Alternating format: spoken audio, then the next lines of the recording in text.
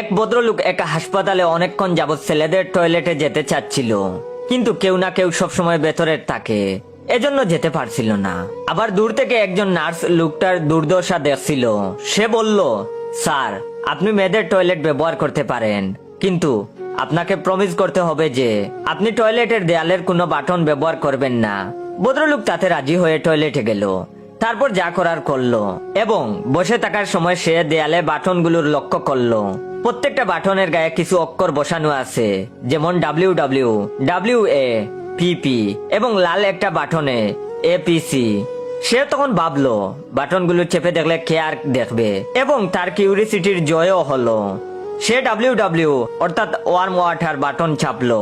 হঠাৎ করে গরম পানি এসে তার পশ্চাৎ দেশ স্প্রে করে দিল। কি মজার অনুভূতি সে ফিল করলো। সে তখন মনে মনে বলল, পুরুষের টয়লেটে এসব নাই কেন?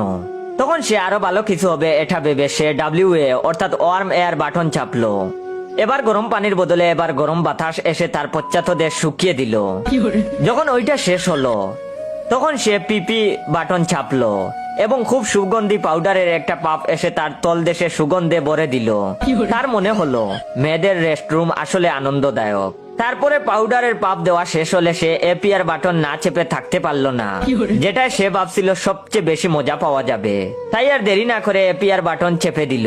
জ্ঞান হওয়ার পরে সে দেখলো হাসপাতালের বেডে শুয়ে আছে এবং নার্স তার দিকে তাকিয়ে আছে, আর তার বিশেষ অঙ্গের ওপর ব্যান্ডেজ করা। তখন সে নার্সকে বলল, কি হয়েছে? আমার তো শেষ যেটা মনে পড়ছে, আমি APR বাটন চাপছিলাম।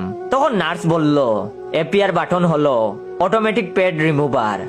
বালিশের নিচে আপনার ওইটা রাখা আছে, যাওয়ার সময় নিয়ে যাইয়েন।